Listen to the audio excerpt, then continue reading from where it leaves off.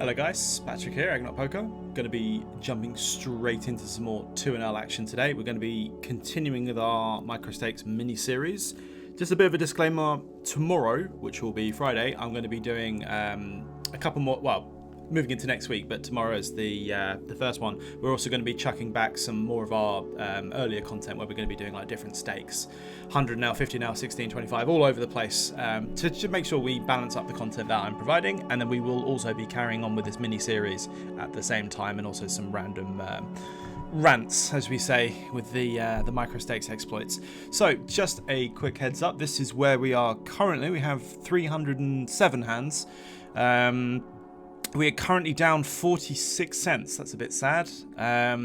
All in adjustment, we're slightly winning, or we're winning just under a buy-in, so we'll take that. That's pretty decent. This is where we are, so let's see if we can jump straight back into the 2NL pool and get cracking, see if we can make some millions today. Again, very quick shout out, if you're watching, make sure you are subscribed. There's still plenty of people who are subscribed, but loads of you who still aren't. Press that subscribe button now before we get started. Smash that like button, hit the bell icon, leave loads of comments at the end of the video. Please support this channel, and thank you to the people who already have. So without further ado, let's get cracking. So give me 2 seconds, let's find this. 2NL sounds good, please. Let's go. Let's get this set up. I'm just changing my screen. PokerStars, there we go. Right then, let's minimize some of these screens, get them out of the way. So, pocket nines, nothing to do here, I don't think, but call. I think calling is going to be the best course of action. Mostly strategic, but exploitatively as well. I think calling is just going to be fantastic. Checking to my friend here, Mr. Turtle, see what he does. He wants to continue betting. I don't mind just directly folding. However, we do have a backdoor straight draw with our nines. I think against a third, I would always be calling. Against half, I can go either way. I think with these suits, we've got one backdoor flush draw, or pretend backdoor flush draw. But I think pocket nines would call here, I think, a decent amount of time. Still being some ace kings, some ace queens. Doing okay, I suppose. I don't mind calling. I don't think raising's that good, though. And I'm going to be checking the turn. And against his size, again, I don't know if my villains are still betting king, queen, ace king, ace queen, etc. Going to be calling the turn. Or are we going to be calling the turn is the question.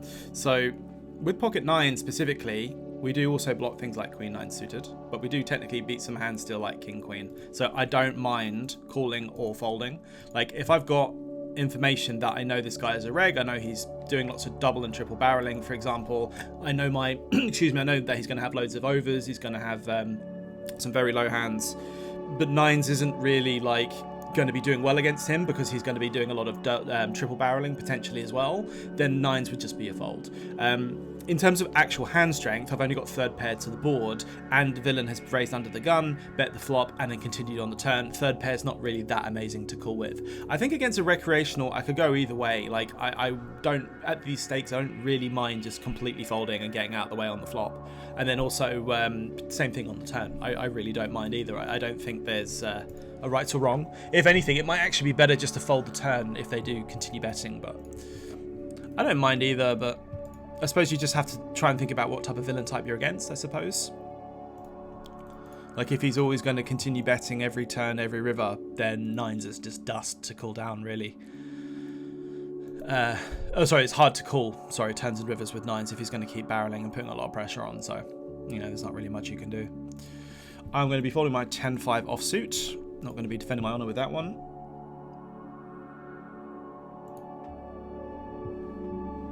And I'm going to be folding the king 5.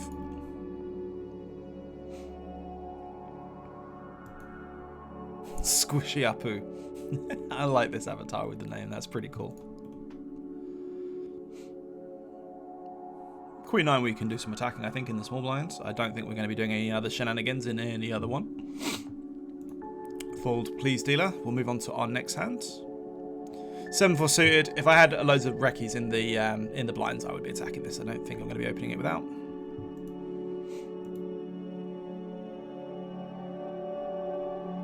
Got some famous people in this pool. We've got Scarface over here. And over there. He's everywhere. Pocket ladies, I would open this one, please. Let's put some money in. That's top set. Do I want to slow play? No, I don't.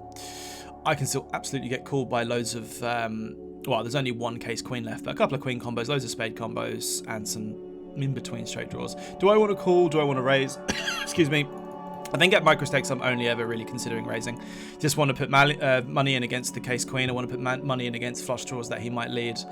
If he leads and folds, I don't really mind because I'm not results orientated. I'm just saying to myself, does he lead a queen? He could do. I could get some value from that. Does he lead a medium pair? I don't know. Maybe he calls a raise. You could maybe argue for just calling, but I just, again, we're in exploitative mindsets. We just want money. We've got the best hand. There are absolutely some worse hands that can call, and he's led into us. Hopefully he's got something. Let's put some money in, you know, like let's just try and get as much money as we can. If people fold, I don't mind. I'm not going to be super results orientated with them. It's just, if I feel like I make the most money in a vacuum, I'll do it that way, and that's basically how I see every spot. Homer's over here as well. And is that a cat? Yeah, that is a cat. Looked like he had a hat on. I was like, what on earth is that? Fold my king 5.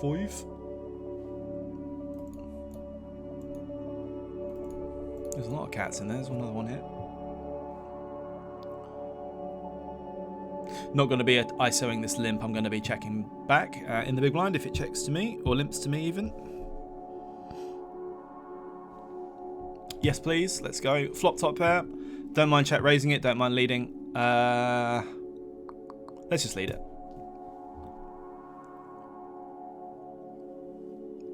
I don't honestly know what a villain's limping range is, if it contains a lot of ace-x or not. You guys probably know more of that than me.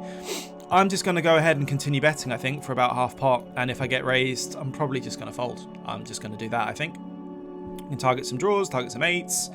Worse 9s, all the same shenanigans. I don't know if they have loads of ace-x that limp pre and then like float, for example. I really don't know.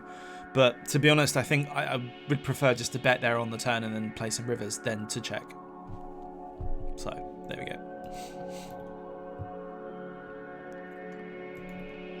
I'm hoping we can get into some nice big pots today, because I feel like we got screwed yesterday. We kind of walked into it a little bit. For better or for worse. Again, normal principles. I don't mind calling or 3-betting in these games. I really don't. 3-betting is always great because you ISO your opponent and play heads up. You can get some fold equity, the normal shenanigans. We've already gone through all that. I could call here and incentivize this green tag behind to call with equity, you know, with hands that we're doing okay against. I don't really mind. Like, I really don't mind. Like, either or, right? So. And in these games, I'm not going to be floating a lot of king, jack, king, queen highs on A-side boards because I think their opening ranges are just going to be too heavy, and I think they're going to be overstabbing, and I think they're going to be over-barreling, and I don't want to turn hands like king, queen, king, jack into bluffs that often post-flop. But sometimes we will, and we do have amazing blockers. So this time on a 94, you know what? Screw it. Let's represent... we block ace-jack, we block ace-king. So let's go ahead and bet this time. Raise, see if we can do something nasty. We could also have ace-7 suited, ace-6 suited. We could have 6s, we could have 7s. We need to block the strongest parts of his calling range, which are hands like ace-king, ace-queen, ace-jack, etc. So I don't mind it. When villain calls, he's probably going to have a bunch of ace-x. So I need really, really good turn cards that are going to scare him. This is going to be one of them. I'm going to bet again. Oh no, I've timed out and checked. No! I was going to bet this turn and jam this river. But I've timed out like a complete scrub. Oh, this is really tough now. So I've raised the flop and checked the turn and got here with king high, knowing that most of his range is ace-x. I can't bluff this river. I can't bluff this river anymore. No, nice hand, nice hand, nice hand. I was going to double barrel this one, and then I may have given up on that queen because that improves his range a bit more. Oh, that's really sad.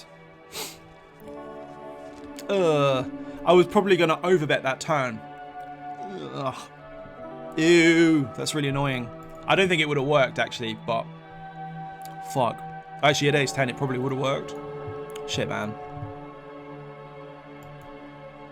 I would have loved a double barrel give up on that line. That would have been amazing. Oh, that's actually made me really sad. I'm sorry. Anyway, I'm going to be pitching my ace-4 against the UTG. See if we can make up for it with our kings.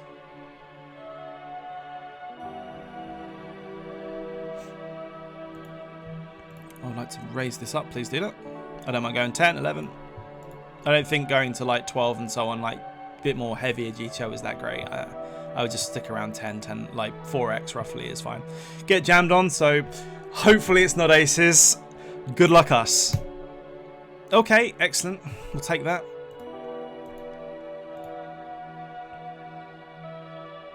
Hold one time? No.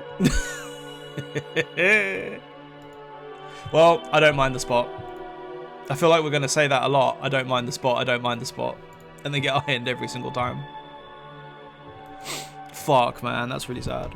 That's almost as sad as timing out after saying we were going to double barrel, and it probably would have worked against Villain's exact hand. That's really sad.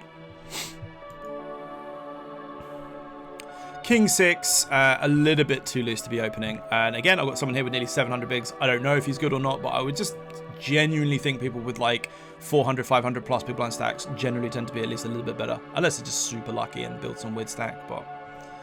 Oh man, we never win these. We don't win flips, we don't win when we're ahead. We time out when we're going to double barrel. Like, fuck, man, everything's going wrong. I can feel this rain cloud above my head that's just pouring on top of onto my forehead, and it's quite irritating. Let me fold in my 4-6 suited. That's me. This guy here with his cards the other way around, that's me at the moment. Timing out like a scrub because I'm too busy talking, and then I just lose when I get it in ahead. Sag. King 10. Yes, please. Let's put some money in. We'll take it. A victory is a victory. I got more money in that King 10 than I did with the Kings.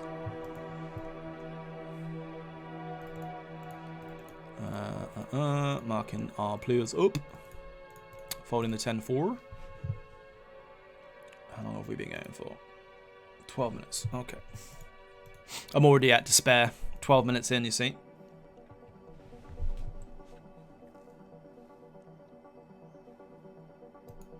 Not going to be 3-betting the King Deuce against a 3x UTG. I think that's not the best spot to be taking.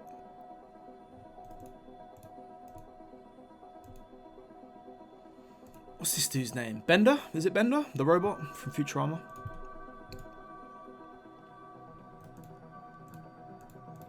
Folding my 8-5.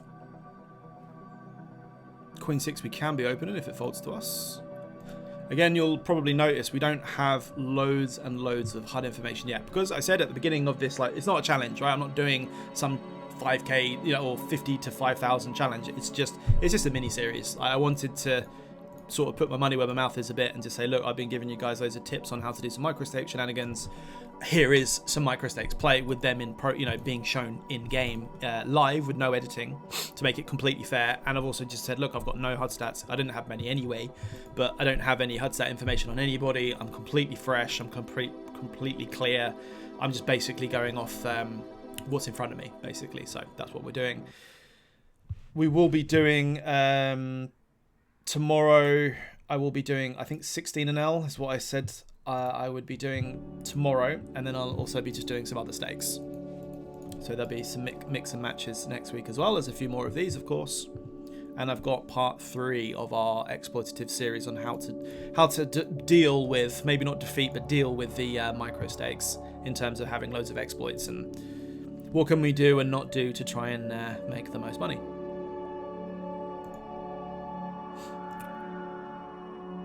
Interesting board. Well, I say table 1, we're so used to multi-tabling. I've only got 1 table, so on my ace king here. Monotone boards, we generally bet very, very small if we are going to bet. I think exploitatively, again, I would follow that in the same premise. I kind of like just checking here, and I like betting really small. I don't really mind either, to be honest. I think we're going to start with a check. We've got the nut ace high, we've got a gut shot, we beat loads of marginal hands and weaker parts of the villain's range. Do I want to bet the turn? I think button on big blind. I think I like just doing loads of checking. I just think we're going to keep it nice and simple and try and realize. I think if we're in a different dynamic, we might attack some of his more like kind of weaker but better parts of his range that beat us. When we river a pair, I'm not going to be checking. I'm not going to be nuking either because I'm trying to target something like a 10 here. So I think like 40% would be nice. Try and get called by like 9, 10, a pair of 8s, 6, 7, something like that. Even though we do kind of rep an ace pretty well. And, you know, if we bomb this, I don't think we get too much value from it.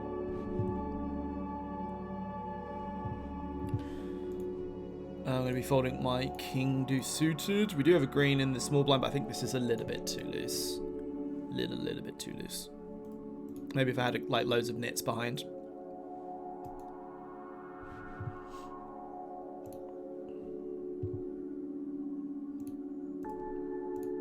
So if I can do anything with this green back.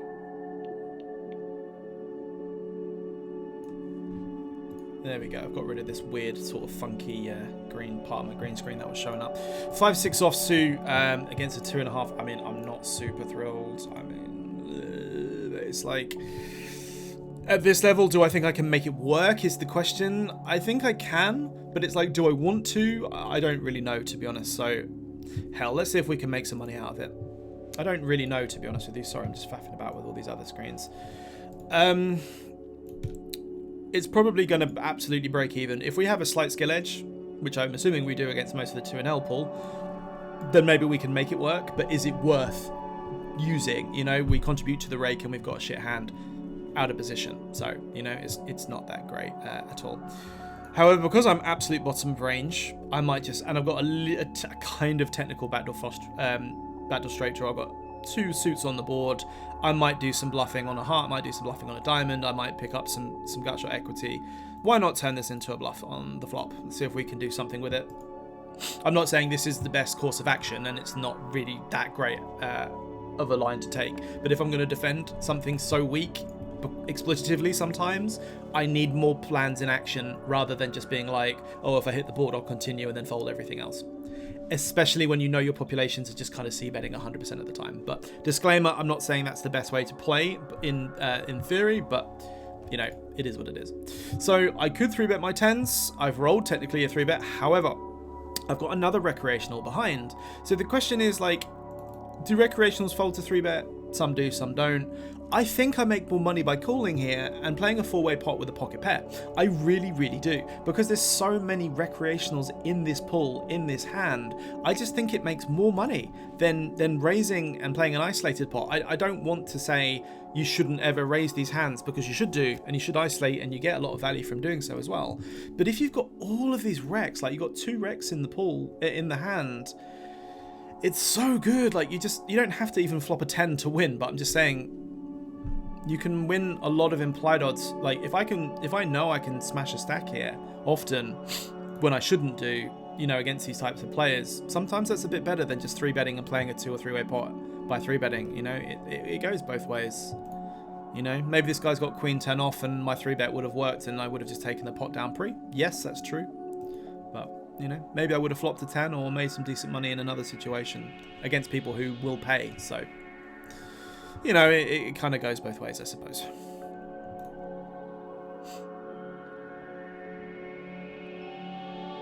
Kind of hoping this checks through because a queen is a decent part of most villains' value ranges on the turn. I also expect most of these types of villains to be their checking ranges are very heavy towards hands like Ace King, Ace Queen, Ace Jack.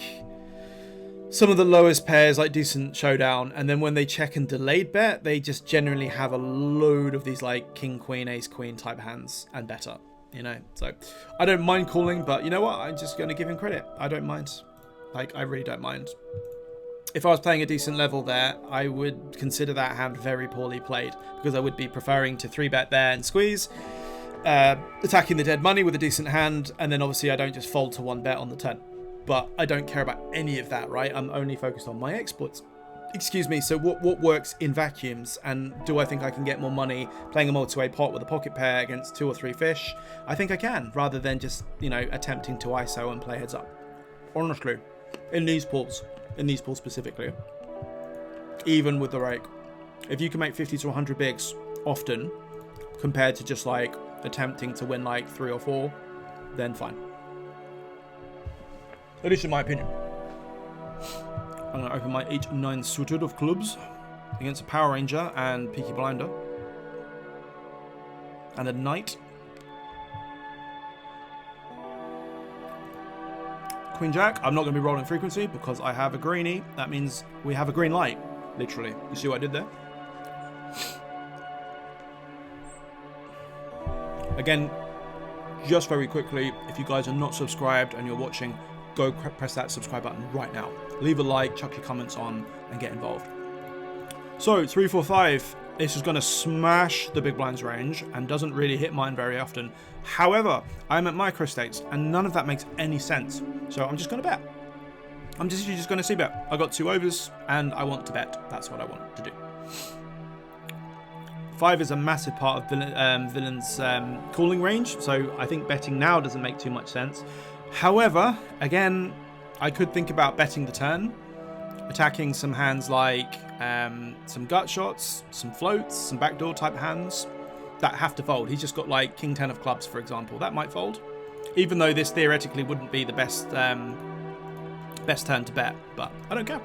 Just going to double barrel and then either bet some big cards or a heart. That's what I'm going to do. But technically, this is a bit dusty because Villain's range improves.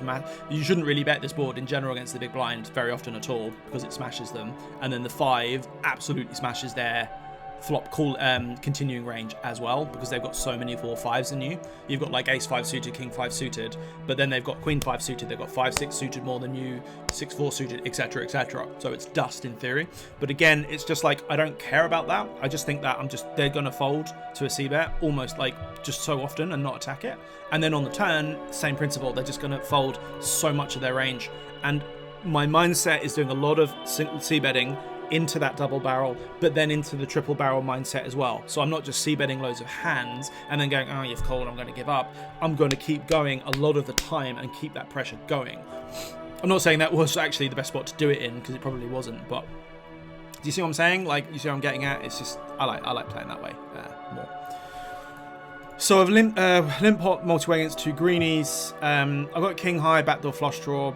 I don't really mind either, or I don't like check raising, so I either want to bet or basically check fold. I don't mind. Let's check and see if we can check it through and maybe bluff the turn. I'm going to fold. I'm not going to check raise. I don't like check raise bluffing like that against recreationals. I'd rather just bet directly, check raise value, and then just bet bluffs. Honestly, that's what I'd rather do. And I think I'd like to 3-bet my ace 3 suited here. Let's go ahead and do that. I'm going to add an extra 0.5 because we're just slightly deeper.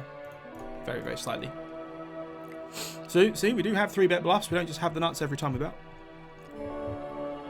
So we're only thinking about exploit, right? We don't care about range, but we do technically block ace-queen, which is good for us. We block pocket 3s, which is good for us. I think it's still better to just go ahead and bet range, like, for small. Like, I still think that's just the best course of action for you guys. In single raise, 3-bet pots. Just apart from very obvious situations, I think you should just be genuinely tending towards c-betting like sort of 70-80% plus, which is ridiculous in most cases in like a strategic mindset. But we just don't need to think about that. It's just, does my hand want to bet for value? Excellent, let's bet for value and not do much trapping. Great, okay, perfect. If I'm bluffing, like there for example, well, I'm kind of merging, just betting range more than betting for value or bluffing. But I block a set of 3s, which is good. I block loads of villains like ace-queens, for example, which is good. I could have some checkbacks with my pair, but I don't want to play that way. I just think he's just going to have loads of hands that just either correctly or overfold the flop or turn, which is just going to generate more EV for me as a strategy in the micro stakes than it does to play like a strategically correct line. I don't mind overdoing it, because you would say, oh, well, why are you doing this? You're going to be exploitable, you're betting too much, you're going to get binned. If your opponents do not exploit you properly, then it's okay, right? That's kind of the logic of it. I'm going to free bet my, open my queens versus a limp. But do you see what I'm saying? Like, you kind of have to be really stubborn and kind of get away from the kind of like, you can't do that. That's not how you're supposed to play. And just be like, fuck it. I just think I'm going to make more money doing this, so I'm going to do it. Pocket queens, I could bet really, really small or check. Technically, I've opened the small blind. It's good for my range. I don't really mind. I'm just going to check this time. Against snap check, I don't really mind that there is 5 to a straight and there are 3 diamonds there. So again, I don't mind betting really small. I don't mind checking. Let's go ahead and check. Still hoping our opponent to snap check back. We do get it, and the ace pairing is also very good because it limits his ace-x combos. We could check again. I'm going to bet 1.5 big blinds. And I want to get called by, like, king high. I want to get called by, like, pocket sixes, or maybe even just, like, queen or king high versus a rec. So let's do that. I don't think I'm going to get binned. I don't think he's going to bluff in this line after I've checked to him. He snap checked twice. I want to get that sliver of value from one pair. That's what I want. That's what I want, so I'm going to go after it.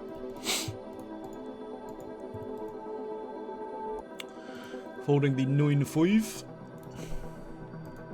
and the 9 deuce and the 9-10 snowman. What's this little dude's name? Is it Stitch? Snitch? Lilo and Stitch, right? Is it Stitch? I think it's Stitch. And is he Kevin? Kevin the sheep from Wallet and Gromit? I can't remember. So we do have a recreational in the small blind, so I was tempted to maybe open the king 4, but I'm going to fold now versus open. And I will open the queen 7 if it folds to us. We do not get the option.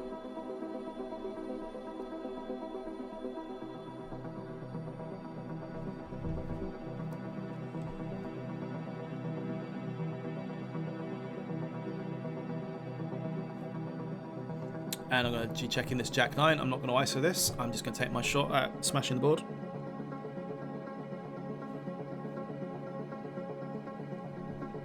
And I'm going to be checking, please. If it checks round, we're going to be bluffing a lot of turns. Because I don't think villains are going to be correctly checking down an ace. If people lead, I'm just going to fold. But I'm just going to overbet bluff the turn. This, please, dealer. I think most villains' best hands here is something like a 6, a queen, some draws, but I don't care. People are limping and show a weakness, so guess what I'm going to do? Haha. However, this is quite a bad river. So the 6 pairs, which is part of his range, hearts get there on the river, which is part of his range. So had it got to me, I would have just 20%ed, I think, maybe to fold out something like Jack 10 or maybe some diamonds or like maybe like a 4-5 type hand, and then just give up everything else. Against a lead, don't shoot, sir. Nice hand. We are done. We are not paying with Jack High, and I'm not going to turn that into a bluff. You win.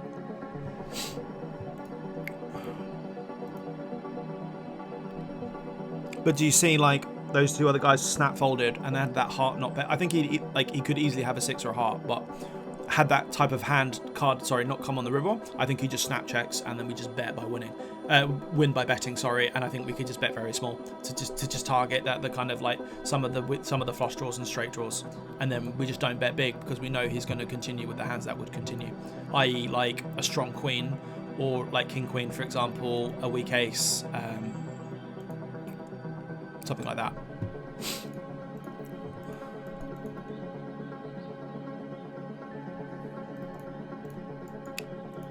Ace deuce, I'm going to fold in the... I mean, this is a fold, but if I had a fish in the blinds, I probably would just open it, to be honest.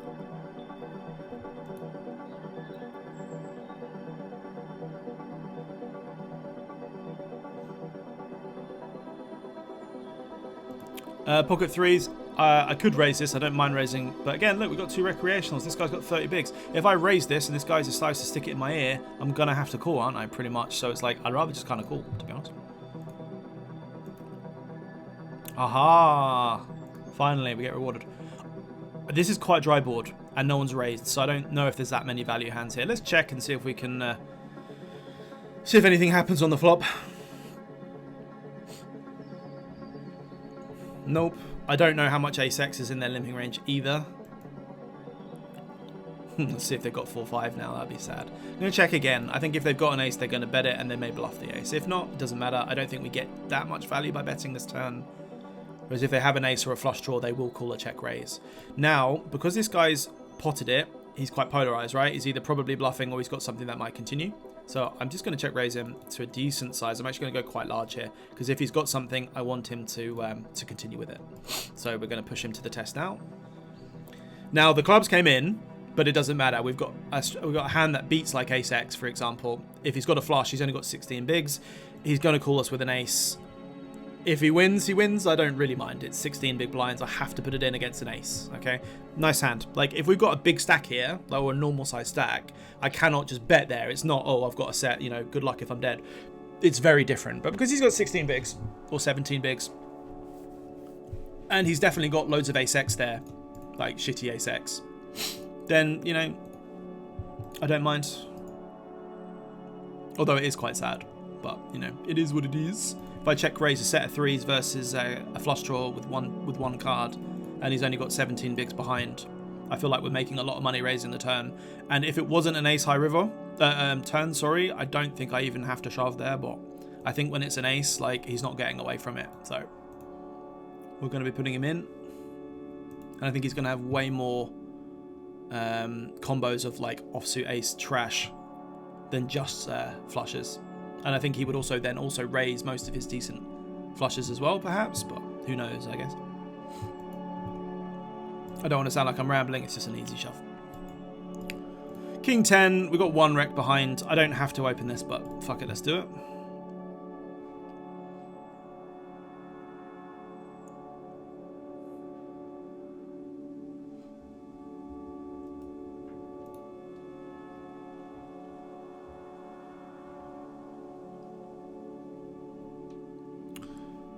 Three diamonds, multi-way. I'm probably not gonna bet. I'm probably not gonna bet this flop. I think checking this one might be fine. Might do some delayed bluffing.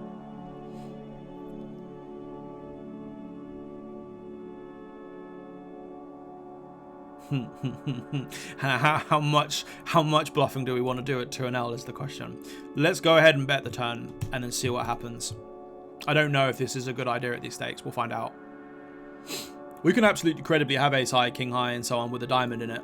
And also, this guy doesn't have. This guy could turn 2 pair. He might have a really marginal diamond that may not call the river. But I'm gonna go for it.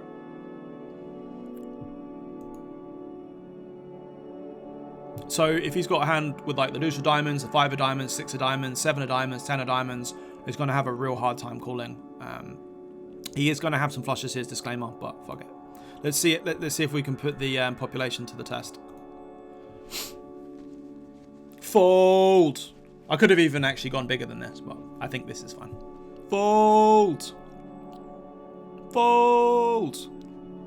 Don't do it. I have it. Fold. Fold. Please. Yes. See, you have to channel it. We'll fold on the. We'll sit out on the next big blind.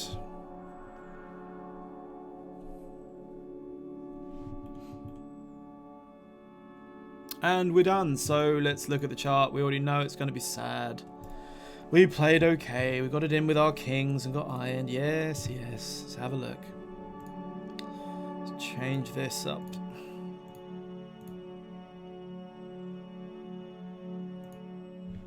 Let's refresh this one. Let's have a look. So we're currently down to 55. How much we are?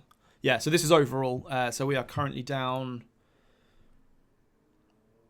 255 overall. I think for the session, we're down 209 on the session. But again, we got it in with our kings against ace king. Can't do too much about that one. We didn't really get that many value spots really. Timed out, unfortunately, on the ace X. I think we would have won that because we were going to make quite a considerable overbet on the turn. I think we would have got a fold there against the ace 10, so that technically probably would have been another smallish pot that we should have won, but we timed out because we're a Papega. A couple of rivers that were a little bit irritating, but there's not really much to say. I mean, these hands aren't really big spots to go through. They're just kind of simple, to be honest. Let's bring that graph back to finish. View stats graph, please. There we go. All-in adjustment, yeah, so theoretically we're up $2.30 with all-in adjustment if you want to look at it like that. So we will, tomorrow I will be doing, I'm going to do 16 and L. We haven't done 16 and L yet for a strategy play and explain video. Again, make sure you like, subscribe right now before you quit. Go and press that subscribe button. Link to my Twitch and Discord will be in the description below. Check those out. And yeah, I guess we'll see you in the next one.